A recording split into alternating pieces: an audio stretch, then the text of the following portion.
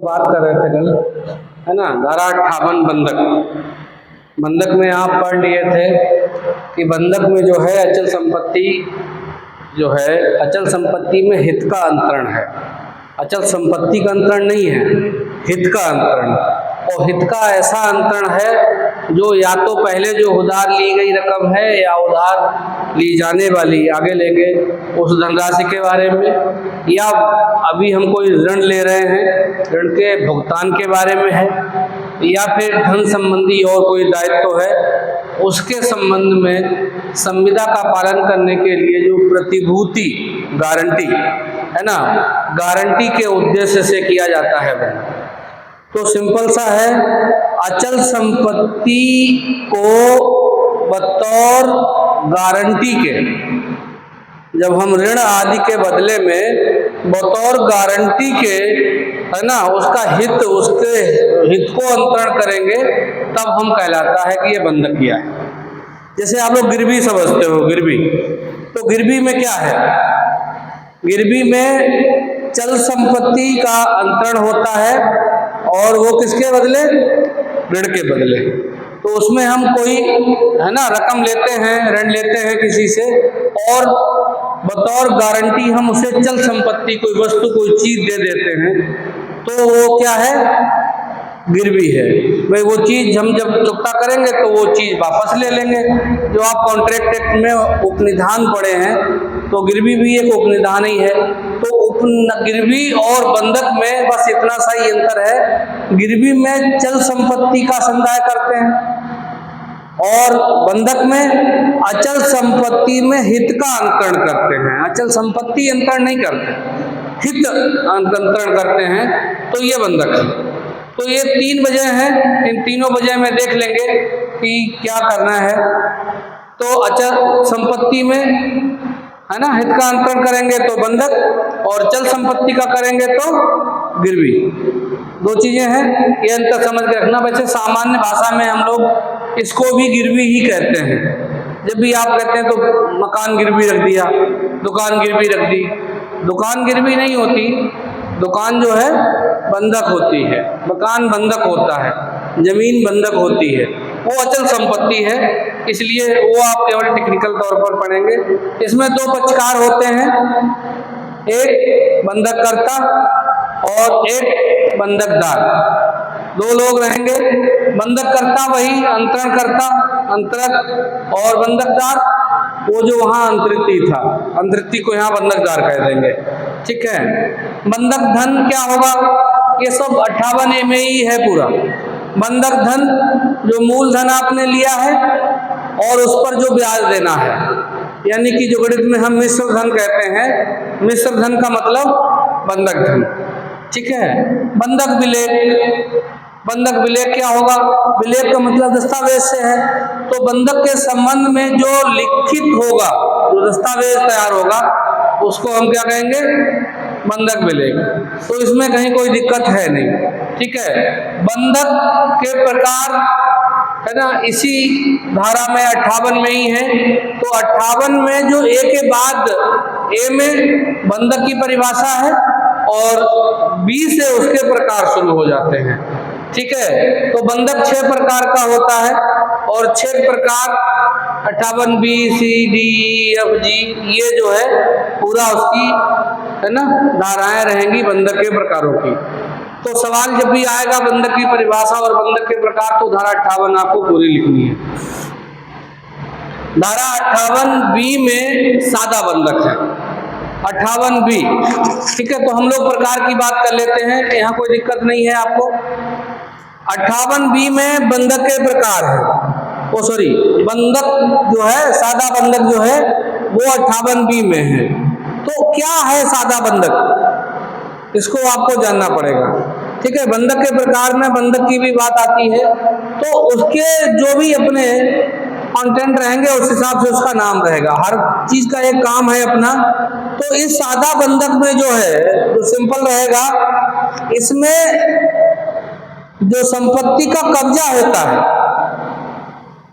कब्जा और स्वामित्व दोनों जो है बंधककर्ता के पास ही रहते हैं। वो कुछ देता नहीं है बंधकदार को, ठीक है। तो कुल मिला के इसे हम लोग कब्जा रहित बंधक कह सकते हैं, सादा बंधक को। तो सादा बंधक कब्जा रहित बंधक है। इसमें बंधक कर्ता जो है बंधक धन का भुगतान करने का जो है व्यक्तिगत वचन देता है, व्यक्तिगत जो है दायित्व ग्रहण करता है ना। कोई गारंटी वारंटी नहीं देता, बस केवल कह देता है कि भैया हम इसके देनदार हैं। और अगर बंधक कर्ता बंधक धन को भुगतान करने में अगर असफल रहता है तो बंधकदार न्यायालय के माध्यम से बंधक संपत्ति का विक्रय करवा सकता है, ठीक है। और यहाँ व्यक्तिगत रूप से बंधकदार जो है ऋण की वसूली भी कर सकता है, यानी कि बाद ला सकता है उसके लिए। और जो इसकी लिखत का संबंध आएगा तो बंधक सादा बंधक हमेशा लिखित और पंजीकृत ही होगा, क्योंकि उसमें कोई हम गारंटी तो दे नहीं रहे। तो जो भी है आपके पास प्रूफ के तौर पर वो बंधक विलेख ही होगा जो लिखित और पंजीकृत होगा। तो सादा बंधक में बंधक कर्ता व्यक्तिगत दायित्व धारण करता है, उसमें वो कुछ भी और नहीं, ना कब्जा देगा ना संपत्ति पर स्वामित्व देगा, कुछ नहीं, कब्जा रहित बंधक है ये। तो कुल मिला के ओरली जो बात हो जाती है बिना गारंटी के बिना कुछ के, तो भाई ठीक है इतना पैसा दे दो और ये चीज हमारी बंधक आपके लिए है ना, कब्जा उब्जा सब हमारे ही पास रहेगा। तो ऐसे ओरली जो कर लेते हैं वो सादा बंधक, इसलिए नाम भी उसका सादा बंधक। तो जैसा नाम है वैसे उसमें कुछ करना नहीं है, बस इतना ध्यान रखना। इसमें लिखित और पंजीकृत यानी कि जो बंधक विलेख है वो हर हाल में तैयार किया जाएगा और उसको हम रजिस्टर्ड कराएंगे। रजिस्टर्ड तभी होता है जब वो लिखित होता है। और जो सबसे खास बात है कि सादा बंधक में पुरोबंध का अधिकार नहीं होता है, पुरोबंध है ना। दो अधिकार मिलेंगे आगे जो है, एक मोचन का अधिकार होगा बंधक में और एक पुरोबंध का अधिकार होता है। तो हम लोग आगे बात करेंगे। पुरोबंध मतलब संपत्ति को बांध के रखने का अधिकार, मोचन का अधिकार मतलब संपत्ति को छुड़ाने का अधिकार। तो ये दोनों जो पक्षकार हैं इनका अपना अपना अधिकार है, एक संपत्ति को बांध के रखना चाहेगा और दूसरा संपत्ति को छुड़ाने की बात करेगा। तो ये दोनों अधिकार दोनों पक्षकारों को हैं। तो सादा बंधक में इतना सा आपको जानना है, कोई दिक्कत। दूसरा बंधक मिलेगा आपका कौन सा, सशर्त विक्रय द्वारा बंधक। अब देखो इनके नाम से सब कुछ है, इसमें ध्यान रखना। तो यहाँ क्या है, सशर्त विक्रय द्वारा बंधक, यानी कि विक्रय की शर्त पर बंधक, विक्रय की इसमें शर्त लगी होगी ऐसा बंधक। तो यहाँ सामान्य भाषा में जो ग्रामीण क्षेत्र में चलता है तो लोग कहते हैं एग्रीमेंट करा दो। तो एग्रीमेंट वाले में एक तरह का यही बंधक होता है। असल में इसमें क्या होता है, ये बंधक जो बंधकदार है वो इसमें एक शर्त लगा देता है। और शर्त सबसे पहले जो जरूरी है वो क्या है, बंधक धन वापस करने की इसमें तारीख निश्चित रहती है कि 4 महीने बाद देंगे, 6 महीने बाद देंगे, इस तारीख को वापस कर देंगे। तो जब बंधक धन को वापस करने की तारीख तय रहेगी तो इसके साथ एक दूसरी शर्त जुड़ी रहेगी, अगर वो उस तारीख पर वापस लौटा दिया तब तो ठीक है, और अगर वापस नहीं लौटाया तो फिर इसकी दूसरी शर्त क्या हो जाती है, विक्रय वाली। ये शर्त इसमें लगी रहती है। अगर बंधकदार निश्चित तिथि पर जो है बंधकदार को अगर वो बंधक धन भुगतान नहीं हुआ तो जो शर्त होती है विक्रय की, एक तरह का इसमें जो है दृश्यमान विक्रयनामा निष्पादित कर दिया जाता है, ठीक है, एक बैनामा निष्पादित हो जाता है। और उस एग्रीमेंट में ये लिखा रहता है कि अगर इस तारीख को या इतने समय के भीतर मैंने बंधक धन इनको वापस नहीं किया तो ये विक्रयनामा निष्पादित मान लिया जाएगा। बिक्री पत्र जो होता है वो निष्पादित मान लिया जाएगा। और अगर मैंने इस तारीख को दे दिया तो ये खंडित हो जाएगा, समाप्त हो जाएगा। तो दोनों शर्तें उसमें पहले ही लिखी रहती हैं। तो यदि विक्रय वो जो बंधक धन है उस धन को अगर उस तारीख तक वापस कर दिया जाता है तो जो सशर्त विक्रय द्वारा बंधक पत्र है ये समाप्त हो जाता है। और अगर उस तारीख को वापस नहीं किया जाता है धन तो फिर जो शर्त लगी है ये लागू हो जाती है और बंधक खत्म हो जाता है, विक्रय पत्र निष्पादित कर दिया जाता है। तो ये शर्त पहले ही उसमें लगी रहती है। तो वो निश्चित तारीख को बंधक धन भुगतान ना होने पर विक्रय पूर्ण मान लिया जाता है और जो भुगतान कर दिया जाता है तो बंधक जो विलेख है वो शून्य हो जाता है। ठीक है, संपत्ति वापस कर दी जाती है शून्य होने में, ध्यान रखना। और अगर विक्रय पत्र शून्य हो जाता है तो संपत्ति बंधककर्ता के पास ही रहती है। और अगर अब विक्रय पत्र प्रभावी हो जाता है तो संपत्ति का स्वामी बंधकदार हो जाता है, क्योंकि वो शर्त पहले ही उसमें लगी है। तो यहाँ ध्यान रखना है। और इस बंध में पुरोबंध का अधिकार होता है। पुरोबंध मतलब बांध के रखने का, और शर्त चूंकि टूटेगी तो वो संपत्ति को अपने में बांध के रखेगा। बोले अब आप शर्त जो है पूरी नहीं की तो संपत्ति मेरी हो गई। तो यहाँ न्यायालय भी मतलब जो है अगर आप नहीं मानते हो तो न्यायालय से विक्रय प्रभावी करा लिया जाता है। और यहाँ जो विलेख की बात है तो अगर 100 रुपए से ज्यादा का बंधक है, सशर्त विक्रय द्वारा बंधक 100 रुपए से ज्यादा का है तो इसका लिखित और पंजीकृत होना जरूरी है। 100 से कम है तो मौखिक भी काम कर सकते हो, पंजीकरण का जरूरी नहीं है। इतना ध्यान रखना है इसमें।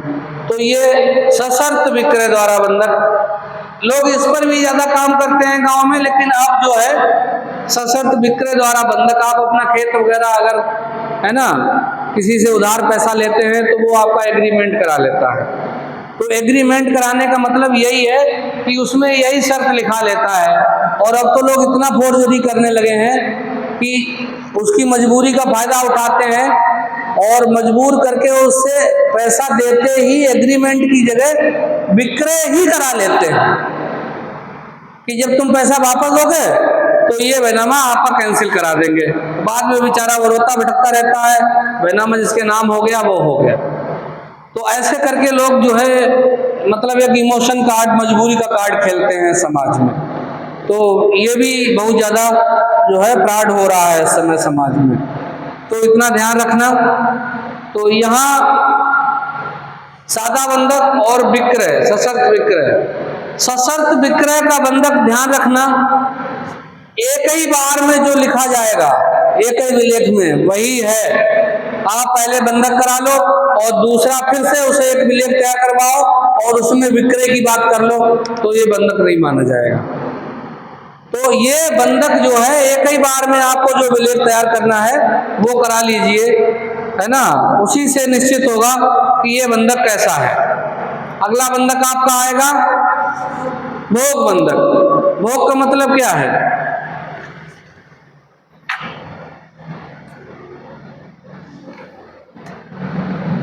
है ना, देखो है ना। भोग का मतलब क्या, भोग लगाना, खाने का सामान देना, यानी कि भोजन करना, है ना। भोग का मतलब खा लेना, चुपता गायब कर देना। तो ये है। अब यहाँ भोग बंधक में बंधक तो होता है लेकिन व्यक्ति उसका भोग करता रहता है, ठीक है, भोग करता रहता है। और भोग किसका करेगा, जो संपत्ति से लाभ प्राप्त करेगा वो उसका, ठीक है। तो यहाँ अलग अलग नाम से लोग गाँव में संपत्ति का होता है। भोग बंधक में हम संपत्ति के बदले पैसा दे देते हैं, यानी कि पैसा उधार देते हैं और संपत्ति की गारंटी दे देते हैं, ठीक है, कि ये संपत्ति बतौर बंधक रहेगी। अब वो संपत्ति जो है वो लाभ पैदा करेगी, उससे लाभ हो रहा है। जैसे खेत है तो उसमें फसल पैदा होगी, मकान है तो किराया आ रहा है, ऐसे करके। तो उससे लाभ का अर्जन होगा। ठीक है, एक निश्चित लाभ पैदा हो रहा है और बंधकदार क्या करेगा, बंधकदार उस संपत्ति से उस लाभ को अर्जित करेगा, लाभ अर्जित करेगा और अपने बंधक धन में से घटाता जाएगा। जिस दिन उसका बंधक धन अदा हो जाएगा उस दिन उस संपत्ति को वो छोड़ देगा, यानी कि वो बंधक समाप्त हो जाएगा। तो यहाँ एक तरह की यही शर्त रहती है कि बतौर बंधक हम आपको ये संपत्ति देते हैं और इससे आप लाभ कमाते रहिए और अपने बंधक धन को डिडक्ट करते रहिए, माइनस करते रहिए। जिस दिन आपका बंधक धन चुकता हो जाए उस दिन आप हमारी संपत्ति छोड़ दीजिए, यानी कि बंधक खत्म। तो इसको कहते हैं भोग बंधक। संपत्ति से अपने बंधक धन का भोग करेंगे और जिस दिन वो खत्म हो जाएगा उस दिन बंधक खत्म हो जाएगा। ठीक है, कोई दिक्कत? नाम से ही याद रखना, भोग बंधक है। और भोग बंधक है इसलिए इसमें बंधककर्ता का व्यक्तिगत दायित्व तो नहीं होता, ध्यान रखना। वो तुम अगर उससे पैदा नहीं कर पा रहे हो तो वो तुम्हारी टेंशन है, बंधककर्ता की नहीं। अगर 10,000 रुपया रोज हर साल या हर छमाही संपत्ति अर्जन करवा रही है और तुम उसे खाली डाल रखो तो भैया तुम्हारा नुकसान है। हमने तो दे दिया कि 5 साल में खत्म, 4 साल में खत्म, तो एक हम उम्मीद कर लेते हैं, भाई एक तय कर लेते हैं कि साल में इतनी की जो है डिडक्शन होगा इसका, तो वो उसी हिसाब से गायब होती जाएगी, है ना। तो यहाँ वो तय रहेगा और जब तय रहेगा तो हम व्यक्तिगत दायित्व धारण नहीं करेंगे। बेचने का अधिकार भी तुमको नहीं कि सशर्त विक्रय करा लो न्यायालय से, ऐसा भी नहीं हो पाएगा। पूर्वबंध का अधिकार भी नहीं है क्योंकि हम तो पहले से ही दिए थे। अलग अलग नाम जो है हर क्षेत्र में इस बंधक के प्रचलित रहते हैं। जैसे कहीं कहीं इसको गलऊ बोलते हैं। गलऊ का मतलब आम भाषा में गल जाना, समाप्त हो जाना, तो वो डिडक्शन भी है ना। तो ऐसे ही सामान्यतः लोग कह देते हैं पट्टे पे दे दी, लेकिन पट्टा यहाँ दूसरा शब्द है, पट्टा को अलग करेंगे, यहाँ ये बंधक में यूज नहीं आएगा पट्टा। तो ये ऐसे करके नाम रहेंगे। और लिखित होने की बात यह है कि अगर ये 100 रुपए से ज्यादा का है भोग बंधक तो लिखित और पंजीकृत होगा। तो सादा वाले में तो हर हाल में लिखित पंजीकृत होगा, लेकिन इनका जो है ना, और यूपी में तो कहा गया है चाहे 1 रुपए की संपत्ति हो, अगर अचल संपत्ति का अंतरण कर रहे हो तो लिखित और पंजीकृत ही होगा। तो ऐसे चलेगा। तो भोग बंधक में कोई दिक्कत नहीं, आराम से भोग हो जाएगा। हम भोग करते रहेंगे, है ना। भगवान के सामने थाली रख दी और वो भोग कर रहे हैं, थाली में से लड्डू समाप्त, है ना, बंधक समाप्त। इस तरह से चलता है। अगला आएगा अंग्रेजी बंधक। अंग्रेजी तो अंग्रेजी है। अब इसमें तो सब कुछ लगभग कुल मिला के इसमें एक तरह का मिक्स रहता है थोड़ा सा। तो अंग्रेजी बंधक में बंधक धन को अदा करने की तारीख निश्चित होती है, जैसे सशर्त विक्रय में होती है, वैसे ही अंग्रेजी बंधक में भी तारीख निश्चित रहती है।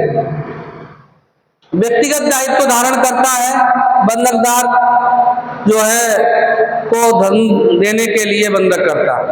तो व्यक्तिगत दायित्व है भाई, वो कुछ भी करो तुम्हें पैसा देना ही देना है, इसलिए आपको ध्यान रखना है। अच्छा, और हम कब्जा भी करा लेते हैं तुरंत। बंधकदार जो है इस पर संपत्ति पर तत्काल कब्जा कर लेता है। तो देखो तारीख भी तय है, सशर्त बंधक की तरह कब्जा भी कर रहे हैं भोग बंधक की तरह, है ना। तो चीजें देखो इसमें सब मिली जुली हैं, लेकिन कब्जा जो है वो इस शर्त के साथ जो है धारण करता है कि जिस दिन बंधक धन अदा कर दिया उसी दिन आपको कब्जा छोड़ना पड़ेगा। तो ये इसमें शर्त भी रहती है और पूर्वबंध का अधिकार होता नहीं है इनमें। पूर्वबंध का मतलब वही बांध के रखने का। पैसा ले लिया तो ऐसा नहीं हम पैसा नहीं लेंगे, संपत्ति लेंगे, अरे हम तो अरे छोड़ेंगे नहीं, ये तुम नहीं कह सकते। ठीक है, तो अगर कोई व्यक्ति अदा नहीं कर रहा है तो न्यायालय में हम वाद भी ला सकते हैं विक्रय के लिए। तो इतना सब कुछ रहता है। और बाकी वही विलेख में 100 रुपए से ज्यादा अगर होगा तो लिखित पंजीकृत हो जाएगा। ठीक है, तो अंग्रेजी बंधक कुल मिला के मिक्सचर है दोनों का। शर्त रहेगी, सशर्त वाला, तारीख भी तय रहेगी और भोग की तरह कब्जा भी इस पे कर लेंगे, है ना। व्यक्तिगत दायित्व धारण करेगा सादा बंधक की तरह, ऐसे इसको हम कह देंगे अंग्रेजी बंधक। तो ये अंग्रेजी हो जाएगा। अच्छा, ये है हक विलेखों के निक्षेप द्वारा बंधक। हक विलेख 58F, इनकी धाराएं देखो क्रम से हैं। ए में परिभाषा है बंधक की, BCD सब प्रकार हैं। तो 6 बंधक है, 6 धाराएं अपने आप जोड़ लेना इनकी, तो इनका क्रम याद रहेगा तुम्हें। हक विलेखों के निक्षेप द्वारा, हक का मतलब है ना राइट दे देना, अधिकार दे देना। विलेखों के निक्षेप मतलब जमा करना, विलेख जमा करना। तो विलेख पर हक दे देंगे, विलेख जमा कर देंगे किसी भी संपत्ति का। और किस पे हक देंगे? केवल कागज पर, वो जो दस्तावेज है उस पर हक देंगे। तो ये वाला बंधक जो है आपको मैक्सिमम देखने को मिलता है, जैसे पहले जमींदारों में मिलता था, है ना। फिल्मों में देखे होंगे, बोले तेरी संपत्ति का कागज तो मेरे यहाँ है, वो वाला। यहाँ आप बैंकों में मिलता है। बैंक में, बैंक आपकी संपत्ति पर कब्जा करने नहीं जाता, वो जो उसका दस्तावेज होता है वो दस्तावेज को अपनी लॉकर में रख लेता है और कार्रवाई पूरी कर लेता है। तो बैंक में विलेख ही जमा होते हैं और उसको बंधक कर दिया जाता है। तो निक्षेप द्वारा यानी कि जो विलेख है उसको जमा करके उस पर हक दे देंगे, तो ये हो जाएगा हक विलेख, है ना। इसमें कुछ अलग नहीं होता। बंधकदार वही है, संपत्ति पर कब्जा करने नहीं जाएगा और केवल प्रतिभूति के तौर पर वो कागजात जो हैं उन पर कब्जा करेगा, वही कागजात अपने पास रख लेगा, है ना। तो ऐसे करके ये हो जाएगा। इसी को सामयिक बंधक कहते हैं। साम्या के आधार पर होता है, ये केवल नैतिक तौर पर भरोसे के आधार पर होता है, तो इसलिए इसे सामयिक बंधक कह देते हैं। ठीक है, एक आपका बचेगा विलक्षण बंधक। विलक्षण, है ना, विलक्षण बंधक। अब देखो विलक्षण यानी कि इसमें अपना खुद का कोई लक्षण नहीं होता, विलक्षण है तो एक से अधिक लक्षण इसमें जोड़ के बैठ लेगा दूसरे के, दूसरे बंधकों के लक्षण इसमें होंगे, तभी इसीलिए इसको विलक्षण कह दिया है। तो कुल मिला के ऐसा बंधक जो सादा सशर्त विक्रय द्वारा, भोग बंधक, अंग्रेजी बंधक, हक विलेखों के निक्षेप द्वारा बंधक नहीं है, ये नहीं है। जो नया है वो विलक्षण है। तो नया अपना पूरा अपना प्योर भी हो सकता है और इनका सबका मिलावटी रूप भी हो सकता है। तो जो ये नहीं है 5, छठा जो होगा वो विलक्षण बंधक होगा, यानी कि खुद का लक्षण नहीं है उसमें। इन 5 में से किसी का भी लक्षण हो सकता है, मिलावटी रूप हो सकता है, ये बंधक है। तो ध्यान रखना, ये बंधक के 6 प्रकार हो गए। ये 6 प्रकार आपको लिखने को आएंगे। ठीक है, कंपटीशन में भी ये धाराएं पूछ ली जाती हैं और यहाँ ये सब हो जाएगा। बताओ कहीं दिक्कत हो तो।